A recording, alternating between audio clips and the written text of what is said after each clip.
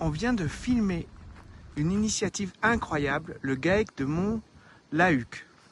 Alors, on était vraiment épatés parce que c'est incroyable ce qu'a réussi à faire cette équipe sur le territoire. Et en plus, par rapport à notre référentiel d'impact, ça coche toutes les cases. Alors, on va demander à Pauline qu'est-ce qu'elle en pense, elle. Pauline, salut.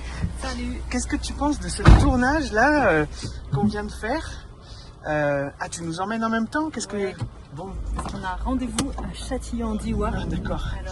Alors comment c'était ce tournage? Qu'est-ce que tu en as pensé à la première initiative qui remplit toutes les cases du référentiel d'impact positif? Qu'est-ce que tu en as pensé?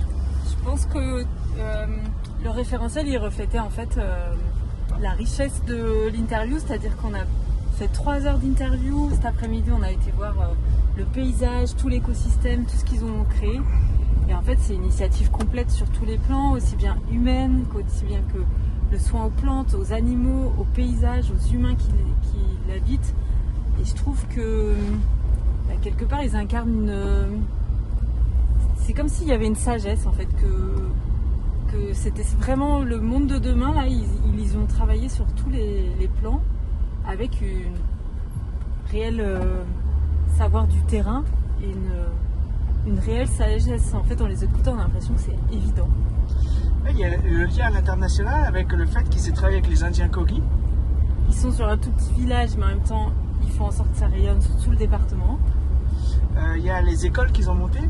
Ouais, donc la question de la transmission. Transmission parce que là où ils se sont installés, pendant 6 ou 7 ans, les exploitants agricoles qui leur ont transmis sont restés. Et puis eux, maintenant, ils transmettent à d'autres personnes, des woofers. Il y a une école, donc ils transmettent aux jeunes. Donc il y a l'aspect faire, mais il y a l'aspect aussi transmettre, former. Donc il y a la dimension internationale, la dimension pédagogique et la dimension poésie, esthétique, rayonnement de beauté.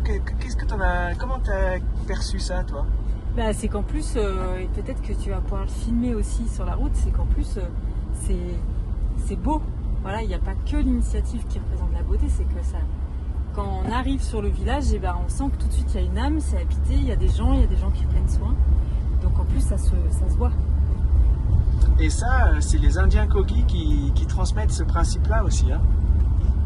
Tout à fait. Et il y a aussi une autre dimension, enfin il y avait toutes les dimensions. Une autre dimension, c'était la transmission des anciens.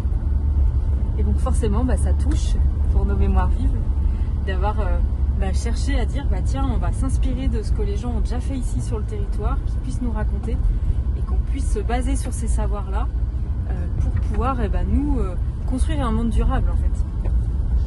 Bon, voilà, on vous laisse regarder cette vidéo incroyable. La première vidéo qui coche toutes les cases sur le référentiel d'impact On passe à l'acte. Non seulement ça coche le maximum de chaque indicateur, mais en plus sur chaque indicateur ça coche chaque niveau d'impact. Pauline, je te laisse dire au revoir à ceux qui nous regardent. Au revoir, et puis on vous laisse profiter du paysage là aussi, regardez ce qu'on a devant nos yeux là. Alors là, c'est la Drôme avec cette route. Allez, on vous dit à bientôt.